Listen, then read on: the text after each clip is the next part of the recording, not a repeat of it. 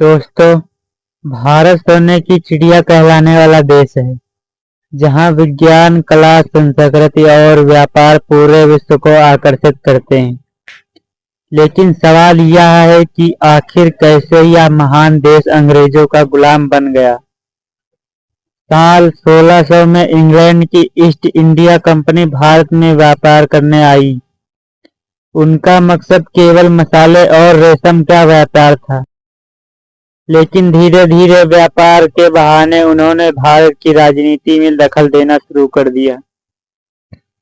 अंग्रेजों की चालाकी का पहला उदाहरण था प्लासी की लड़ाई, जहां उन्होंने सिराज उद दौला को हराने के लिए उसके ही सेनापति मीर जारफ को रिश्वत देकर गद्दार बना लिया।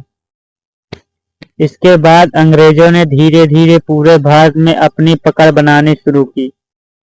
कभी डॉक्ट्रिन ऑफ लैप्स के नाम पर रियासतें हड़पी, तो कभी भारतीय शासकों को आपस में लड़ाकर खुद फायदा उठाया।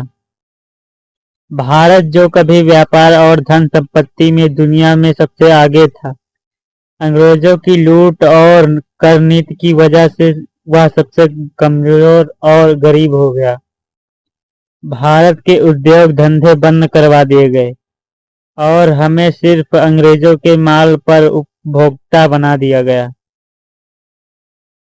भारत एक विशाल देश था, लेकिन यहाँ की सबसे बड़ी कमजोरी थी एकता की कमी। राजा महाराजा आपस में बटे हुए थे।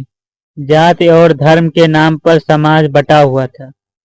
अंग्रेजों ने फूट डालो और राज करो की नीति में सबको अलग अलग कर दिया। लेकिन गुलामी के इस अंधकार में भी उम्मीद की किरण जली।